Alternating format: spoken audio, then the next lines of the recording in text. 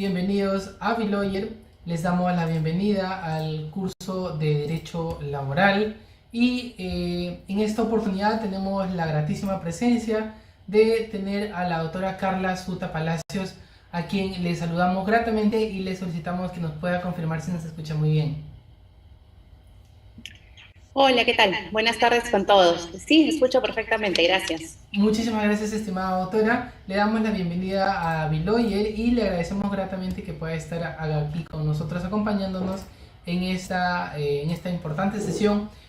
Doctora, ¿le parece si puede eh, confirmar si va a poder compartir sus diapositivas o va a realizar una ponencia así nada más? A ver, permíteme un momento. No, sí vamos a compartir unas cuantas diapositivas. Dame un momento, por favor.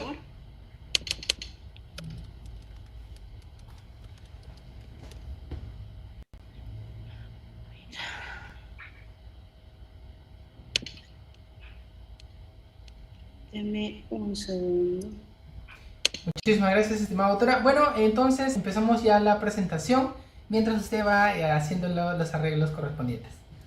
Estimados Claro que sí. participantes, bienvenidos a Bilawyer. Hoy, día 31 de mayo, vamos a dar inicio a la cuarta sesión del curso de Derecho Laboral.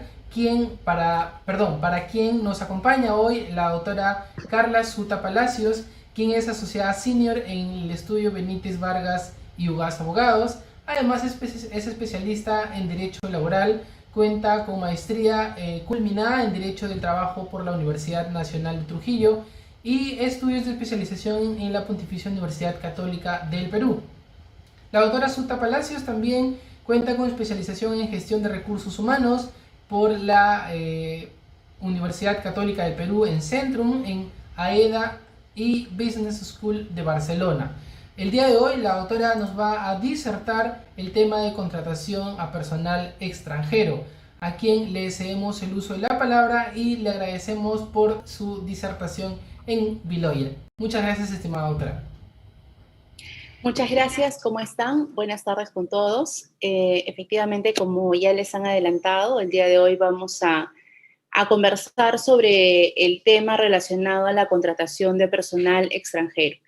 Es importante, antes de empezar, que les comente que vamos a hablar hoy día exclusivamente sobre el tema de contratación, ¿no? Porque cuando nosotros hablamos de personal extranjero nos podemos encontrar en muchas situaciones y en muchos trámites que son paralelos a la contratación, pero, por ejemplo, lo que es el trámite migratorio propiamente dicho, la negociación para invitar a una persona extranjera a trabajar, esos puntos esta vez los vamos a tratar de pronto muy rápidamente, pero nos vamos a tratar de concentrar en el contrato en sí.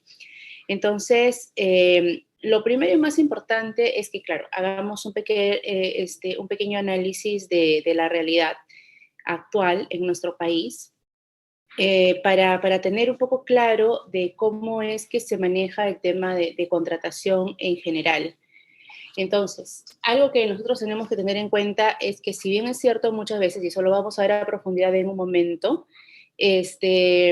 tenemos un marco de contratación para el personal peruano en general y las reglas generales, los derechos, sobre todo aquellos que protegen al trabajador, en general se deben respetar ya sea para trabajadores peruanos o extranjeros, sino que cada uno de ellos al momento de la contratación tienen algunas pautas especiales que son aquellas de las cuales vamos a conversar el día de hoy. Entonces, a propósito de ello, es importante primero hablar de algunos números para que veamos qué impacto puede generar esta contratación o qué impacto puede generar el contrato en sí dentro de nuestro país. Al cierre del año 2019, las estadísticas generales del INEI nos reportaban que nuestro país contaba con un total de 963.528 extranjeros residentes dentro del país. De ese número, el 57.8%, es decir, un poco más de 500.000 de esos trabajadores eran trabajadores dependientes. Podemos decir de alguna manera que siempre va a surgir la pregunta de cuántos de esos trabajadores podrían provenir de Venezuela, y es importante hacer hincapié en ello porque lo cierto es que la mayor parte de esa cantidad de trabajadores está representada por personas del país de Venezuela que están en nuestro país. ¿Y por qué es importante? Porque de alguna manera dentro de la contratación ellos también han tenido una pequeña asistencia, una suerte de ayuda para que puedan trabajar con mayor facilidad precisamente por el contexto social que ellos tienen, que creo que ya es conocido por todos nosotros, con la intención principalmente de permitir la formalización del empleo, ¿no? Muchas veces se pueden cuestionar algunas medidas, pero ante una realidad que puede ser innegable, muchas veces pues es necesario tratar de tomar acción sobre las cosas que pueden ocurrir. Y en este caso, ante la ante el inminente ingreso de muchas personas del país de Venezuela con la intención de trabajar en nuestro país, pues se tuvieron que dar ciertas pautas para evitar precisamente lo que muchos queremos, ¿no? Que es la informalidad. Y a cambio de eso, pues tratar de formalizarlos para poder tener también mapeado cuántas personas pueden estar trabajando formalmente, y también, bueno, importante, ¿no? Para que tributen, que eso es algo que nos interesa a todos.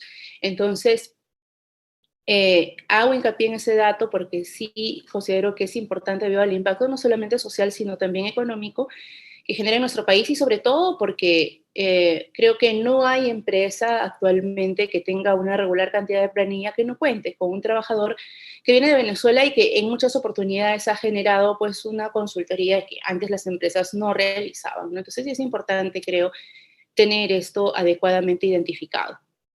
Les contaba hace un rato que de estos 963.528, aproximadamente medio millón de trabajadores son dependientes. De acuerdo a la ocupación, lo que podemos observar es que el 48.5% de la población extranjera de 14 a más años son empleados y el 22.8% son independientes. Estamos hablando de ya porcentajes muy específicos de esta población. ¿Qué más? El 9.3% es obrero, el 6.7% se desempeña como empleador, que son pocos, ¿no? Pero recordemos que muchos trabajadores extranjeros, ojo, ya no estamos hablando solamente de trabajadores venezolanos, sino de extranjeros en general. La gran mayoría de trabajadores extranjeros que están en nuestro país incluso antes de la situación social de nuestro vecino país, estaban acá, muchas veces eran altos directivos. Entonces, por eso es que se señala que se desempeñan como empleadores, ¿no? Porque algunos eran altos directivos, ejercen representación de empresas, pero además también tienen sus propias empresas. Entonces, esto es una población interesante. El 1.5% es trabajador de un negocio familiar, 1% es trabajador del hogar y el 10.1% se dedica a otras labores. De acuerdo con la actividad que los ocupa, 57.3 en el rubro de servicios, 21.8 en comercio, 7.5 en la manufactura, 5.1 en construcción, 4.3 en transportes y comunicaciones, y ya más bajito 0.9 en minería y 0.2 en la pesca. Entonces podemos ver que los trabajadores extranjeros están presentes casi en todos los rubros o en los principales rubros de producción de nuestro país. Con la pandemia, es cierto, estas cifras deben haber bajado. Para nadie es un secreto que no solamente el personal peruano, sino también el personal de otros países, pues ha sido afectado a nivel de empleo por la pandemia. Hay una tasa de desempleo sumamente alta debido al COVID. A partir del año 2020 en toda Latinoamérica se asume, yo creo que muy optimistamente, que se han perdido 30 millones de empleos en Latinoamérica y el Caribe. Estas son cifras de la OIT. Con lo cual, pues obviamente esto no solamente ha afectado al trabajador de cada país, sino también a los extranjeros que hayan estado en su momento en cada país. Entonces es importante esto, ¿no? Esto es a fines del 2019, pero lo cierto es que la tendencia, me refiero a la distribución porcentual, por eso nos hemos esforzado en tener cifras en porcentajes y no solamente en números. La cifra repartidora, por decirlo de alguna manera, debería mantenerse, porque la tendencia es aquella, ¿no? Pero lo que sí nos permite observar también es que la gran mayoría de extranjeros, o bueno, no la gran mayoría, sino un número muy considerable de extranjeros, son trabajadores que son profesionales, no solamente están dedicados pues a hacer labores obreras. Entonces esto es bien interesante. ¿Cuáles son las principales pautas de contratación que nosotros tenemos? Las principales pautas de contratación las encontramos en el Decreto Legislativo 689 y en su reglamento aprobado por el Decreto Supremo 014-92-TR.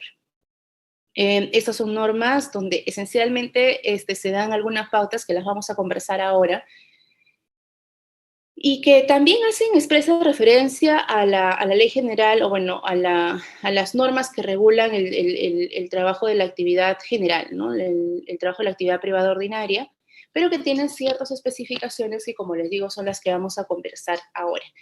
Ahora, como ustedes saben, cuando una persona ingresa a un país, puede ingresar con diferentes calidades o con diferentes visas.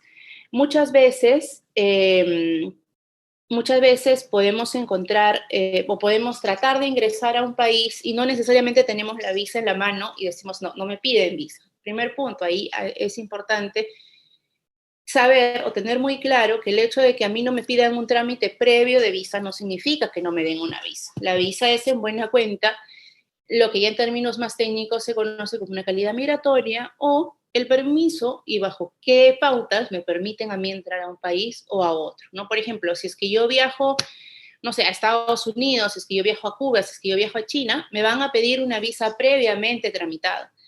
Pero, por ejemplo, si es que yo viajo, no sé, a Chile, no me van a pedir una visa previamente tramitada. Pero el momento que yo pase por migraciones, cuando entro a Chile, me van a pedir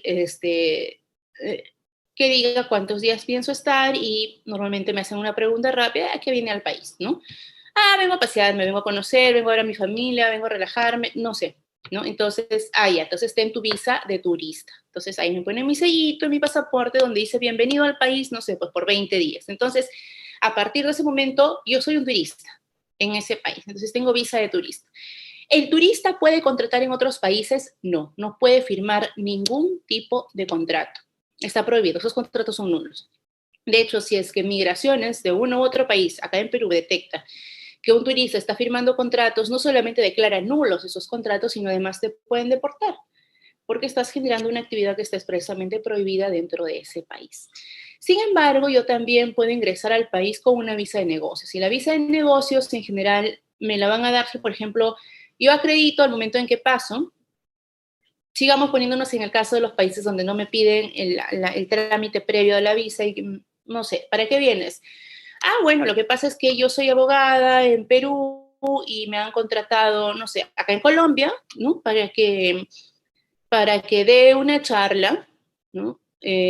Durante, no sé, para que dé una capacitación durante una semana a algunos trabajadores sobre cómo se regulan las normas de comercio en mi país, ¿no? ¿Cómo te han contratado? Me van a pagar con recibo por honorarios, ¿no? Porque, bueno, me van a pagar por dar charlas, ¿no? Nada más, no soy una trabajadora ni nada. ¿Tienes ahí tu contrato? Sí, acá está, le muestro mi celular, mira, acá está mi contrato. Ya, perfecto, bienvenida a Colombia, me ponen visa de negocios. ¿Por qué? Porque por eso que yo voy a hacer, voy a generar una renta dentro de su país y la empresa que a mí me está contratando se tendrá que encargar de mi tema tributario. Entonces me dan una visa de negocios. Esa visa de negocios a mí me permite firmar una serie de contratos y entre esos contratos pues está obviamente el que a mí me está pagando la empresa que me lleva o por ejemplo el hecho de que yo vaya y no sé, pues si voy por un mes, ¿no? Pueda alquilar una casa y puntos así. Entonces esta visa de negocios me permite, ¿sí? Firmar determinada cantidad de contratos. ¿Pero me permite firmar un contrato de trabajo? No, también está prohibido. El contrato de trabajo no lo puedo suscribir. La única visa que a mí me permite firmar el contrato de trabajo es la visa de trabajo o la calidad migratoria de trabajador residente. En términos técnicos es eso, ¿no? La calidad migratoria de trabajador residente. Entonces, eso ya es todo un trámite y el empleador sí tiene que apoyar mucho para que este trámite avance. Porque primero tengo que presentar en migraciones, ¿no? El formato de contrato, o sea, tengo que pedir, primero me tienen que presentar mi empleador ante el Ministerio de Trabajo y ante migraciones. Y en el Ministerio de Trabajo tiene que se tiene que, el ministerio va a emitir una autorización para que a mí me contraten, pero para que el ministerio, y acá hay un círculo vicioso, porque por un lado, migraciones, pide que el empleador se acredite como tal, y eso tiene que corregirse espero que muy pronto, porque está generando muchos problemas, más ahora aún en pandemia. Y por otro lado, el Ministerio de Trabajo me pide que acredite mi calidad de trabajador, mi calidad migratoria, de que tengo permiso para firmar el contrato de trabajo. Entonces, siempre se trata de buscar una forma paralela de pedir, ¿no? Primero se solicita la autorización, perdón, primero se presentan los documentos en migraciones, y una vez que migraciones reconoce, ¿no? Con una declaración jurada, el empleador que me va a contratar y tal, entonces con eso yo puedo inscribir mi contrato de trabajo en el Ministerio de Trabajo. Entonces, no es tan fácil porque, por ejemplo, si es que, ¿qué es lo que pasa durante el tiempo que yo puedo estar en un país, específicamente en nuestro caso en Perú, y no tengo todavía el contrato de trabajo, ¿no? ¿Qué hago? Muchas empresas dicen, ¿qué hago con esta persona? Entonces, lamentablemente en nuestra oficina de migraciones, cada trabajador de cada país tiene un trámite, un procedimiento, ¿no? En algunos casos hay algunas exclusiones, pero en general es un trámite preciso de acuerdo al país del cual yo procedo, porque esto depende mucho de la reciprocidad que tenemos con otros países para ver si es que a Perú también lo aceptan con facilidades o no. Por ejemplo, España, Chile tienen los trabajadores de España y de Chile tienen ciertos privilegios para ser contratados con mayor rapidez. En Perú tienen menos trámite migratorio, pero también hay reciprocidad, ¿no? Porque cuando un trabajador peruano formal, ¿no? Un trabajador formal peruano se va a Chile o a Colombia también o a España, también tienen un trato preferencial.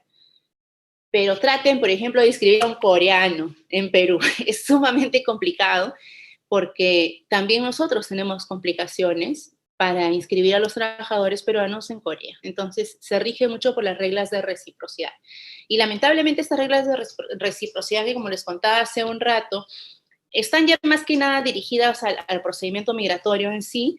Lamentablemente muchas veces afecta la rapidez en la contratación, ya en la formalidad o en la formalización del contrato que yo puedo tener con mi trabajador extranjero en Perú.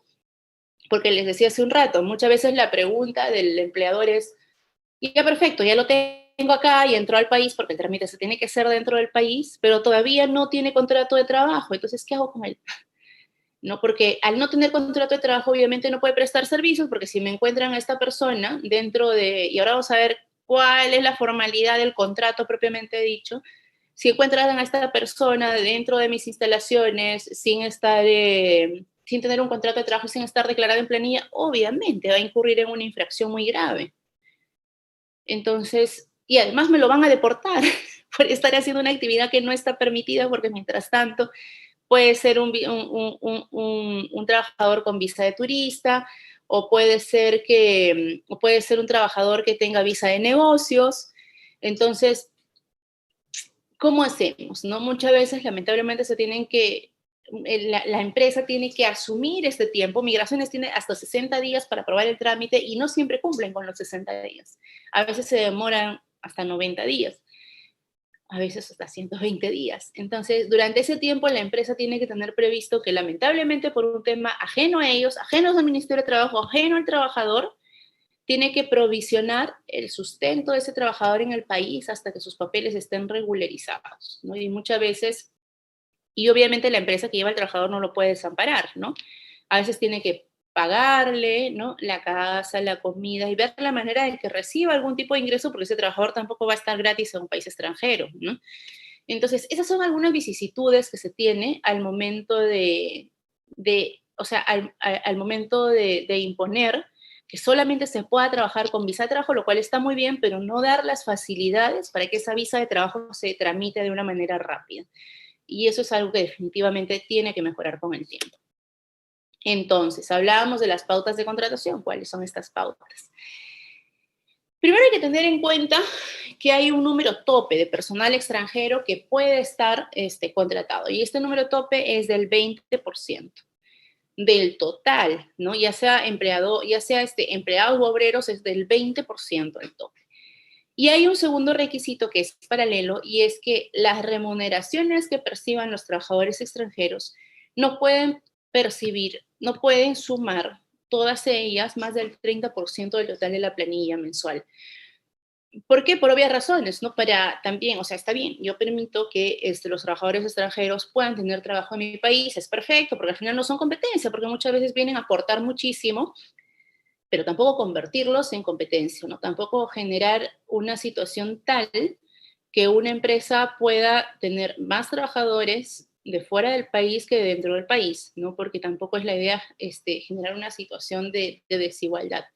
Entonces, como tampoco puedo decir, ya, yo me voy a traer a un extranjero, no sé, pues al tecnólogo japonés, así, al más capo de todo el mundo, y él me va a ganar $50,000 al mes, y todos los demás trabajadores me van a ganar pues 1,000 soles al mes. Entonces, obviamente tampoco es la idea que mi planilla genere una desigualdad muy grande, ¿no? Entonces, 30% máximo de la planilla, o sea, 20% máximo de cantidad de trabajadores, y ese 20% no me puede facturar más del 30% de mi total de planilla.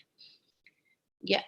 Cuando se supera esto, se puede generar un trámite de exoneración, se puede solicitar, ¿no?, al Ministerio de Trabajo que me exonere del límite, pero obviamente tiene que ser una solicitud que esté razonablemente sustentada. Por ejemplo, temporalmente, por un tema coyuntural, necesito traer a trabajadores, no sé, pues tengo una empresa que da servicios médicos, ¿no? Y estoy trayendo trabajadores, o no, investigación médica, farmacológica, estoy trayendo trabajadores, no sé, pues de Inglaterra, Estados Unidos, de China, de Rusia, y que están en todo el desarrollo de vacunas.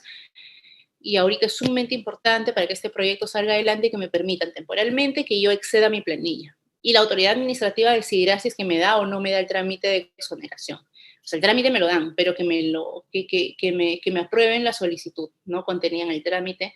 Eso va a depender exclusivamente de la autoridad administrativa de trabajo, y tiene que ser pues un tema obviamente excepcional. ¿Cuáles son los requisitos esenciales para que yo pueda iniciar el trámite migratorio? Y acá me voy a meter un poquito a migratorio, porque al momento en que yo decido contratar a un personal extranjero, hay un par de cosas obligatorias que les tengo que pedir, ¿no? Y es la copia apostillada de su título profesional o de técnico. No es necesario que sea profesional, pero sí tiene que ser técnico para los casos en general, salvo que estén dentro de las excepciones, que ahora les cuento cuáles son esas excepciones. Y la respectiva traducción del documento si es que no está en español. El contrato tiene que ser obligatoriamente por escrito, y hay algunos temas que tienen que estar específicamente señalados en el contrato, además de los comunes, que son transversales, que les contaba la ley, a las normas generales del contrato de la actividad ordinaria. Y en este caso, ahora vamos a ver cuáles son, pero tienen que estar específicamente consignadas en un contrato. Acá no hay nada que el contrato puede ser verbal, como ocurre para el trabajador nacional y que se presume indeterminado. No. Tiene que estar por escrito, y como les contaba hace ya unos minutos, tiene que estar debidamente autorizado por la autoridad administrativa de trabajo. No solamente se debe firmar, sino que debe inscribirse. Y una vez inscrito, el ministerio dirá, ah, sí, autorizo a que este contrato vaya para adelante. ¿Qué más? Los datos que están en la planilla se deben declarar a la autoridad administrativa usando como referencia el mes anterior. ¿Y por qué? Porque sobre todo cuando yo declaro un personal nuevo. O sea, normalmente, obviamente, cada vez que yo declare mi planilla de trabajo, voy a tener que señalar qué trabajadores son extranjeros. Pero cuando entra un trabajador nuevo, tengo que hacer referencia a mi planilla anterior para que se pueda observar precisamente que yo no me esté excediendo de los límites que están establecidos para lo que concierne a la cantidad de trabajadores, y también al límite de mi cantidad facturable en la planilla. ¿De acuerdo? El plazo máximo de contratación es de 3 años. Si es más de 3 años, van a entrar bajo otras reglas de juego, pero lo más pesado es que el trabajador ya no va a poder obtener la visa de trabajo. Entonces, ahí se tendrán que hacer ya otro tipo de trámites ya a nivel migratorio. Entonces, esto es, normalmente las empresas contratan por un año más, no les conviene mucho por menos de un año por toda la tramitación que genera, ¿no? Normalmente es por un año más y se van haciendo renovaciones. Yo recuerdo una vez que tuve el caso de un trabajador que fue contratado para que realice, ¿no?, en mérito a En medio de un contrato que a su vez tenía la empresa, necesitaba un trabajador con ciertas calificaciones para que esté designado a este determinado proyecto. Entonces, ¿qué es lo que ocurrió? Se prorrogó por un año más, pero en la prórroga se señaló específicamente que este contrato está sujeto a que el cliente, ¿no? O sea, al cliente del empleador, continúe requiriendo este servicio, porque la empresa, el empleador de este trabajador extranjero, un argentino, eh, avisoraba que probablemente el proyecto acabe a la mitad, pero no lo tenían muy claro, ¿no? Porque veían que el cliente como que ya se iba quedando sin medios para que termine con su proyecto. Entonces se puso esta cláusula. ¿Y qué es lo que ocurrió? Que efectivamente, pero se puso, ¿no? Específicamente una cláusula resolutoria. ¿Y qué es lo que ocurrió? Que efectivamente 4 meses después, la empresa principal, que era el cliente, dijo, oye, mi proyecto no va más, ¿no? Dijo, chao, a todos sus contratistas. Entonces la contratista volteó y le dijo al trabajador argentino, le dice, bueno, pasó lo que pensé que podría haber pasado, entonces ejecutamos la cláusula resolutoria. Ese tema está ahorita en la Corte Suprema porque el trabajador dice que a él no tendrían por qué haberle rescindido el contrato porque él es un trabajador extranjero y si su contrato decía un año, no pueden dejarlo en el aire estando en otro país. Entonces, es un tema bien controversial, ¿no? Porque la cláusula resolutoria es parte de la contratación, pero la puedo aplicar a un contrato de trabajador extranjero, lo puedo asimilar a un contrato sujeto a modalidad muy parecido a un contrato de obra o servicio específico, quizá. Eso nos lo dirá la Corte Suprema probablemente el próximo año. Este año lo dudo, pero ojalá pueda compartirlo en algún momento con ustedes. ¿Qué más?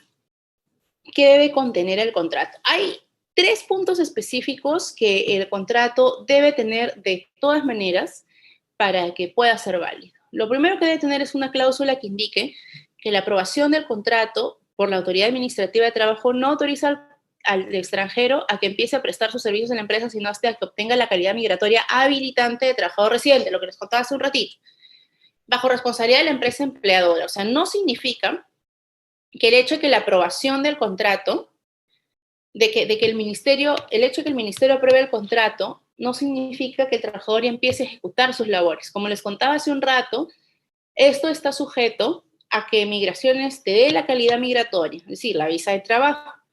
Entonces, siempre es recomendable que en el contrato se ponga que va a tener un plazo hasta tal fecha, ¿no? Por ejemplo, firmo contrato hoy día o mañana, 1 de junio, preciso. Y digo que mi contrato será de 6 meses y que los 6 meses empezarán a computar a partir del momento en que el trabajador obtenga la calidad migratoria de trabajador residente. Entonces, le pongo también una condición suspensiva, ¿no? Tiene que ocurrir esto para que empiece a correr el contrato. De esa manera también yo empiezo a ponerlo en planilla, ¿no? Y empiezo a alinear absolutamente todo. Pero el trabajador tiene que tener muy claro que mientras no haya la calidad migratoria, mientras no haya visa de trabajo, no puede empezar a ejecutar labores y por lo tanto todavía en estricto no puede ser considerado trabajador, aun cuando la autoridad administrativa, o sea, el Ministerio de Trabajo, haya aprobado ese contrato. Se necesitan los 2 elementos, aprobación y calidad migratoria.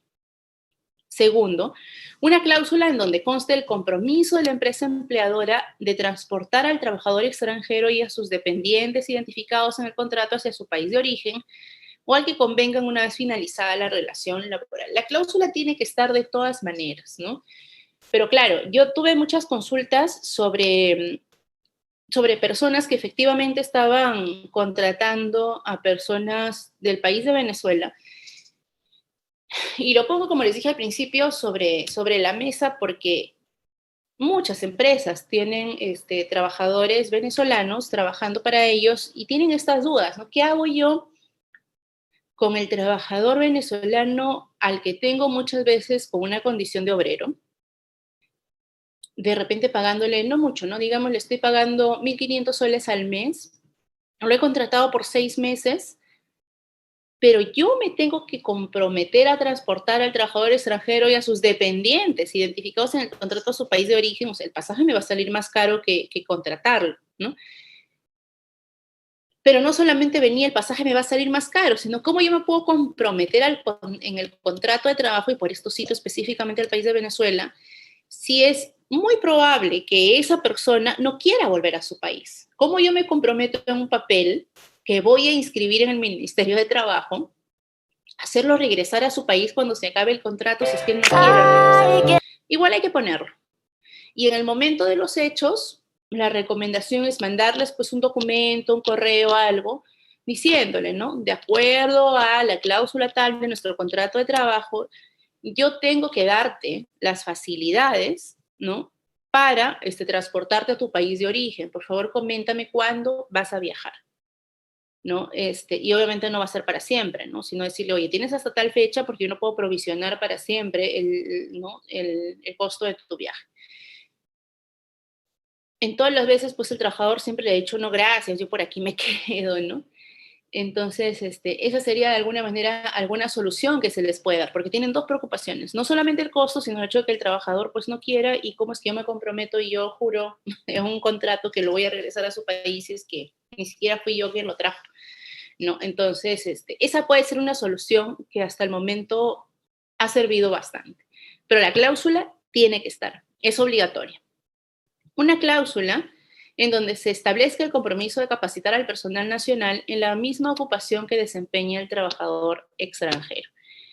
Eso es importante, es un poco de cajón que tiene que ir esta cláusula, pero sí es importante para que el empleador también se comprometa a no dar pues un sobreprivilegio al trabajador extranjero, ¿no? Y esto ocurre muchas veces cuando se tiene cierta tendencia a contratar a trabajadores de algún país donde de alguna manera pues yo siento que pueden tener una capacitación mejor que mis trabajadores, hasta ahí chévere, pero no puedo decir o no puedo generar yo una capacitación adicional a los trabajadores de fuera que vaya por sobre aquella que yo le puedo dar a mis trabajadores nacionales. No siempre hay que cuidar lo que les decía al principio de esta charla, que la contratación del trabajador extranjero hay que evitar que se vea como la contratación de trabajadores que sean competencia, sino dejar en claro que la idea de contratar a personal extranjero es que aporten a la empresa con los conocimientos que pueden traer de su país o de su formación universitaria, como queramos, pero que se vea que suman, no que el trabajador nacional se sienta amenazado porque estás metiendo un montón de gente extranjera en la empresa y, oye, ¿y el nacional qué? No sé, entonces el país, o sea, el Estado tiene que preocuparse porque no se genere esa desigualdad interna. Les contaba hace un momento, perdón, que algunos trabajadores tienen algunos factores de exoneración de este trámite donde, por ejemplo, tengo que solicitarles el certificado, la traducción del certificado, ¿no?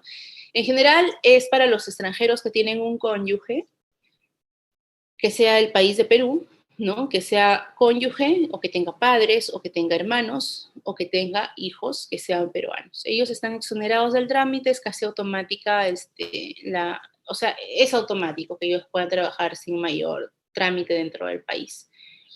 El extranjero con calidad de inmigrante, el extranjero con calidad de refugiado político. Recordarán ustedes que, por ejemplo, ahora último, ni tan último, ya hace varios meses, se exoneró del trámite a las personas venezolanas y muchos pusieron el grito en el cielo porque dijeron, oye, ¿por qué les das privilegios, no? Y lo cierto es que no es que tengan, o sea, últimamente un privilegio.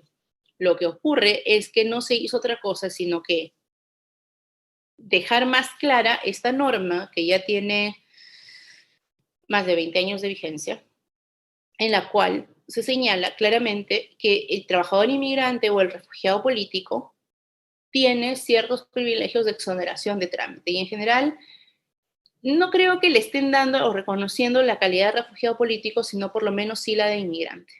Entonces, estas personas están exoneradas del trámite, ¿no? O sea, obviamente sí tienen que gestionar su visa, pero el trámite que puede ser de alguna manera más engorroso ya está, teniendo algún tipo de facilidad para que pueda avanzar y que pueda empezar a trabajar lo antes posible. Ahora, se me sigue pasando lo que pasa es que me están saliendo acá unas ventanitas. Ay, perdón, un segundo. Ya. El extranjero en cuyo país exista un tratado de reciprocidad laboral o de doble nacionalidad. En los casos que les ponía hace un momento, ¿no? Así como hay reciprocidad también para el tema migratorio, también hay pactos de reciprocidad laboral, por ejemplo, con España, o cualquier otro país donde quieran tener algún tipo de pacto para que los trabajadores de ambos países tengan una suerte de facilidades. Por ejemplo, si somos comunidad andina, el trámite es mucho más rápido. Es casi automático también, ¿no? Sí, en general creo que comunidad andina son los que tienen más privilegios, ¿no? Hay países que tienen varios tratados y que se les puede aplicar varios, por ejemplo, Colombia, Chile, tienen más de un tratado. Entonces, ellos tienen más facilidad de poder concretar su visa de trabajo más rápido. Igual la visa de trabajo la van a necesitar, sí o sí, pero el trámite es más rápido. E igual, cuando un peruano va a estos países, va a tener los mismos privilegios. Personal extranjero de empresas extranjeras que se dediquen al servicio, perdón un segundito, internacional de transporte, o que laboren en empresas de servicios multinacionales o en bancos multinacionales, siempre que esté sujeto a las normas legales establecidas para estos casos especiales. La idea es promover la inversión, ¿no? Si es que están en este rubro, la idea es que puedan hacer una política económica más dinámica, así es que se les da estas facilidades. Obviamente van a tener que acreditar su condición, van a tener que acreditar el rubro de servicios que están realizando, y obviamente estar sujetos, porque probablemente esas mismas personas están generando una tributación también mucho más alta. Entonces, si tienen una tributación alta, al país le conviene que esta persona empiece. O sea, no es solamente porque seamos buena gente o porque, oye, qué chévere, mira, tú estás generando un, mayores ingresos, qué bien, ¿no? No, es porque su tributación es alta. Normalmente este tipo de empresas pagan impuestos especiales o pagan impuesto a la renta más alto que otras. Entonces, al país le conviene que estas personas entren a trabajar y allá, porque los impuestos que van a dejar son muy altos. Entonces, ahí no es que se les esté exonerando del trámite porque seamos un país muy o excesivamente bondadosos, sino esencialmente porque nos conviene. Personal extranjero que en virtud de convenios bilaterales celebrados con el gobierno peruano preste servicios en el país. Bueno, un poco más se acerca esto al punto D, pero en este caso ya no se trata de que, oye, mi país tiene reciprocidad laboral contigo, sino que ya es más un tema diplomático, ¿no? Por algún motivo este trabajador tiene un trato especial, y bueno, hay algún convenio para que trabajadores en específico, no por su nacionalidad, sino por ser estas personas, tienen que tenerse un convenio que los respalde, no simplemente que yo llamo, ¿no? Y digo, oye, mi amigo, quiero que el exoneres del trámite, no, tienen que tener un tratado, un convenio bilateral para que determinadas personas puedan ejercer con mayor facilidad dentro del país. El inversionista extranjero, lo que les hablaba hace un rato también, que esto va muy de la mano con los que están en el punto E. El inversionista extranjero haya o no renunciado a la exportación de capital y utilidades de su inversión siempre que tenga un monto permanente de inversión durante la vigencia del contrato de trabajo no menor de 5 UITs. ¿No? Es decir, tiene la calidad de trabajador, pero a la misma vez está invirtiendo. Entonces, si es que está invirtiendo en el país, además de ser trabajador, puede ser exonerado del trámite riguroso, siempre, y esto hay que tenerlo en claro, que no tenga un monto permanente de inversión durante la vigencia del contrato de trabajo no menor de 5 UITs. Entonces, no es que, oye, voy a comprar 200 soles de acciones y ya soy inversionista, no. Lo mínimo que tienen que invertir es 5 UITs, que equivale a 22.000 soles. Mínimo tienen que invertir 22.000 soles en algún tipo de emprendimiento para que tengan un trámite más rápido. En general, estas personas potencialmente ya han tenido visa de negocios, ¿no? Porque ya han podido invertir en el país, entonces ya han podido firmar contratos dentro del país. Entonces, al poder haber hecho esto, de pronto en el camino se les ofreció un contrato de trabajo, y como ya tienen la inversión, el país también los apoya para que sigan queriendo quedarse en el país y, bueno, pues sigan generando dinero para nosotros. Los artistas, deportistas y aquellos que actúen en espectáculos públicos en territorio peruano durante un plazo máximo de 3 meses consecutivos o alternados en el lapso de un año. En efecto, bueno, la idea es dar cierto tipo de apoyo a los artistas y a los deportistas, pero también es cierto que esta situación no puede generar también que usen esta situación para que se queden. Yo no sé si ustedes recuerdan que hace muchos años, bastante, si estaba chiquita, este, empezaron a entrar muchos, bueno, nosotros le decíamos de chiquito los cubanos, ¿no? Porque eran deportistas cubanos que vinieron como deportistas al país, ¿no? A participar en algún tipo de torneo y de pronto se quedaron, ¿no? Yo los veía y los seguía viendo caminando por las calles. Yo soy trujillana y los veía caminando por las calles trujillanas ya, pero mucho tiempo, ¿no? Y con el tiempo empezaron a ser profesores de educación física, ¿no? Entonces, lo que se busca de alguna manera es que estas personas sí pueden entrar, pueden trabajar, pero, perdón, claro, pueden entrar, pueden trabajar en este rubro, de pronto puede ser una exhibición deportiva, una exhibición artística, pero pueden firmar el contrato de trabajo con exoneración de trámite, o sea, pueden firmar para lo que quieran, ¿no? Pero para estos temas en específico se les exonera del trámite siempre y cuando no ejerzan este tipo de labor durante más de 3 meses consecutivos o alternados dentro de un año. La idea es tampoco generar, como les decía, pues ahí una especie de ventana abierta que luego no se pueda cerrar, ¿no? La idea es que el trámite se respete y sobre todo que sea por igual para todos, ¿no? Como ustedes pueden ver, estas, si bien es cierto, son normas generales, pero lo que nos permiten es observar que la contratación del personal extranjero, si bien es cierto, puede ser posible, puede ser un poco complicada, pero hay muchas situaciones que permiten que el trabajador pueda acceder de una manera más rápida, más eficiente, más sencilla, pero a la misma vez también busca garantizar que no se excedan los límites para que el trabajador nacional también no sienta una suerte de inseguridad, ¿no? Dentro de este ejercicio. Ahora, algo que también se tiene que tener en cuenta es que muchas veces puede ocurrir que algún empleador puede pasarse los porcentajes limitativos. Recordemos siempre que esto no debe ocurrir. Si es que ocurre, hay que corregir siempre, muy rápido.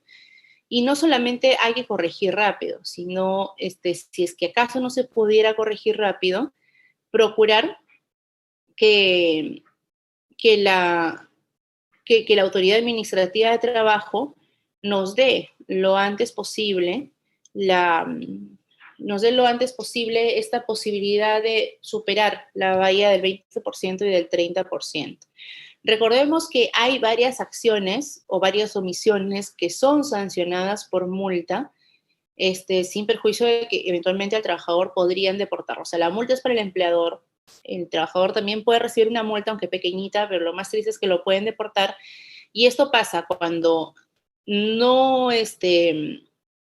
no respeto la escrituralidad del contrato, cuando no solicito la aprobación, cuando no inicio el trámite de aprobación del contrato y tengo ahí a mi trabajador bien sentadito ya trabajando, cuando cometo fraude en la declaración jurada. eh, Creo que muchos pueden haber estado tentados en algún momento de declarar a un trabajador y en realidad no lo es para asegurar que se quede en el país. Eso es fraude y esto se sanciona tanto a la empresa como al trabajador, ya sea en la declaración jurada o en los documentos con los que se trata de acreditar la existencia del contrato de trabajo. También se puede multar cuando, por ejemplo, al trabajador extranjero en teoría lo tengo para que haga A y lo tengo haciendo B o C o D o 500 letras más. También me pueden multar si es que incumplo con capacitar a mis trabajadores nacionales como lo ofrecí en el contrato, por eso tiene que estar el compromiso por escrito, y cuando incumplo cualquier tipo de obligación que pueda emanar de esta norma, ¿no? Entonces, en todos esos casos, tengo que ser muy cuidadoso y sobre todo transparente y sobre todo ordenado también, ¿no? O sea, muchas veces si yo tengo una planilla chica, no voy a tener mayores problemas respecto a estas multas, pero un gran problema viene cuando yo tengo una planilla grande. Entonces, sobre todo cuando hay una planilla grande, siempre hay que procurar que que mi planilla esté ordenada y además esté debidamente actualizada, que no se me pasen los plazos, que no se me pasen las pautas generales de contratación de las que hemos podido conversar hoy día. Algo más quería comentarles. El tema de jornada.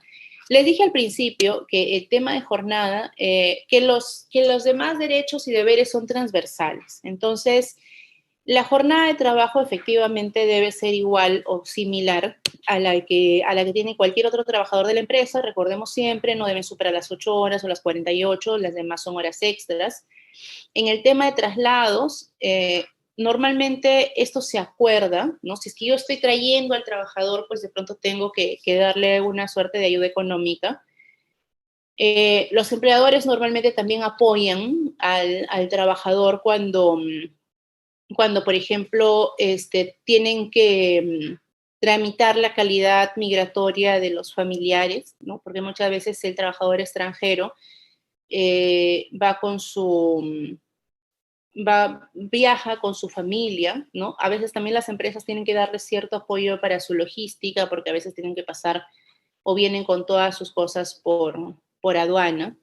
Entonces, todas esas cosas tienen que tenerse bien identificadas, prestarles, o sea, no necesariamente tengo la obligación, pero muchas veces son parte de las condiciones que el trabajador pone para aceptar trabajar con uno, ¿no? Entonces, si es que yo ya me comprometí a hacerlo, tengo que tener un grado de responsabilidad para poder cumplir precisamente con esto a lo que yo me he comprometido. Entonces, eso es lo que quería comentarles el día de hoy, eso quería compartir con ustedes. Y esencialmente, pues, eso, ¿no? En general, como les digo, todo lo demás lo aplicamos de acuerdo a la ley general las normas generales de contratación de los trabajadores ordinarios. Así es que estoy abierta a sus preguntas, me gustaría poder responderles para cualquier duda que ustedes puedan tener. He visto que por acá hay un chat, no sé si es que los chicos de la organización quieren identificar las preguntas o si es que las reviso yo. Muchísimas gracias, estimada autora. En efecto, tenemos algunas preguntas por parte del público. ¿Se la leo o de repente usted desea leérsela, autora? No hay ningún problema. Para ser más dinámicos, pueden leerlas. Perfecto, doctora. Muy bien, doctora. La primera pregunta viene por parte de Fernando. Fernando señala lo siguiente. Buenas noches, doctora. ¿Qué ocurre si el trabajador extranjero sigue laborando después de los 3 años y no hay una cláusula resolutoria en su contrato? ¿Las labores que se desempeñan son las mismas o similares a las de otro trabajador nacional con cargo equivalente?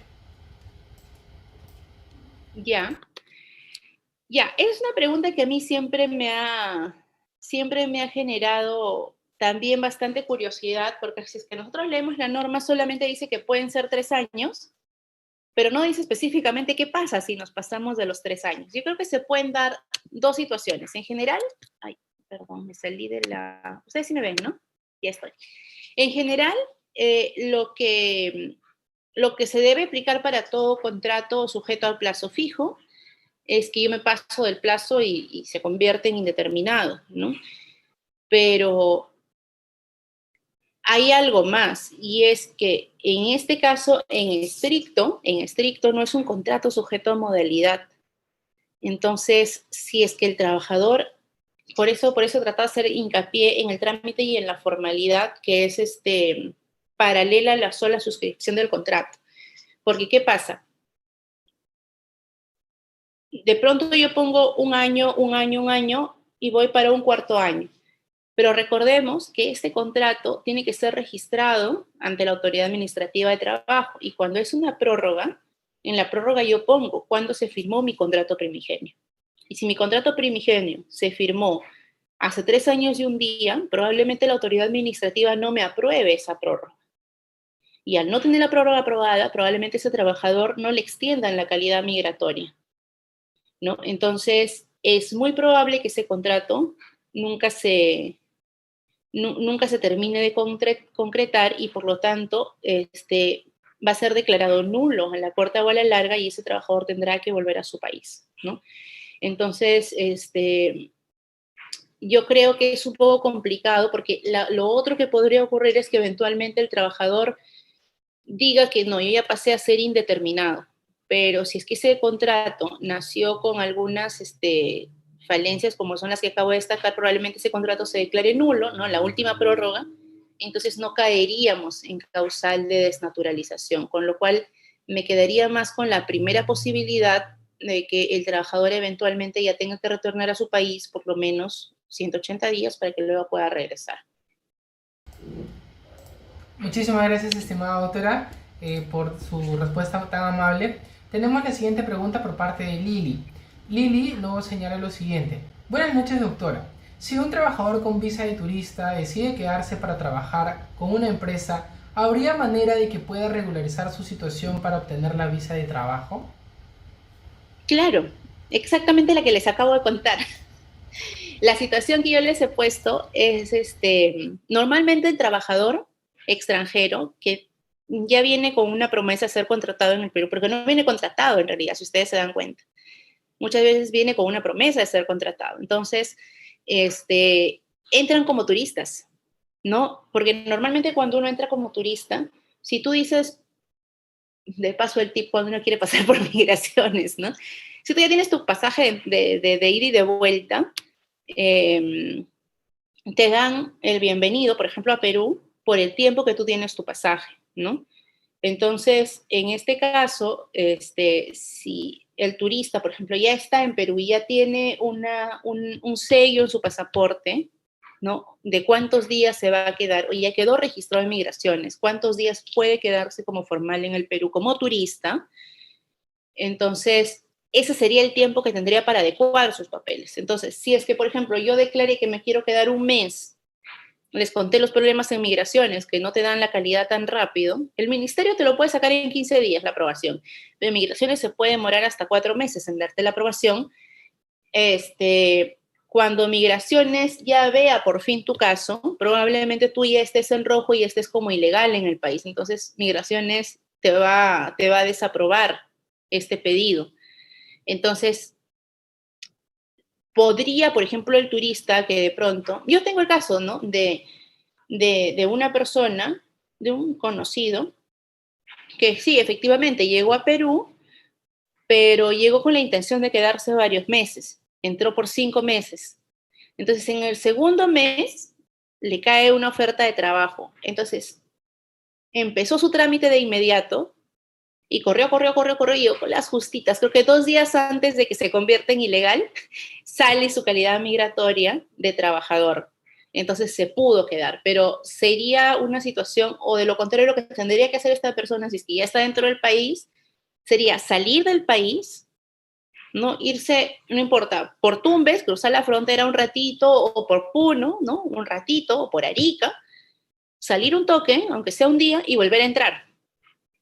¿No? Y al volver a entrar y a declarar que tiene la intención, no sé, pues vengo a conocer este hermoso país y me voy a quedar a recorrer, ¿no? Voy a escalar 7 nevados y necesito un mes o medio mes para cada nevado, entonces ya te quedas más tiempo y te permiten. Y si en ese tiempo concretas tu calidad migratoria de trabajador residente, maravilloso, ¿no? De lo contrario, te van a deportar. O sea, es jugársela, pero es completamente válido lo que les acabo de decir, ¿no? Siempre y cuando tengas los tiempos necesarios hasta que salga tu visa. Muchísimas gracias, estimada doctora. Tenemos también por parte de Fabián la siguiente pregunta. Fabián nos dice lo siguiente. Gracias por la disertación, estimada doctora. Teniendo en cuenta que los otros aspectos laborales se rigen bajo la figura de un trabajador ordinario, sí se podría desnaturalizar el contrato de un trabajador con doble nacionalidad? Como les decía hace un rato, yo lo dudo porque acuérdense que o sea, si bien es cierto, si hablamos solamente de plazos, podríamos hablar de desnaturalización. El tema es que la forma en que es inscrito este contrato probablemente no resista la desnaturalización porque tú firmaste como, no sé, español y luego quieres invocar que eres peruano. Entonces, yo creo que es un caso que probablemente terminaría resolviéndolo la corte, pero yo en buena cuenta estaría diciendo, oye, sí, yo firmé como español, pero ahora a título de una desnaturalización quiero ser peruano.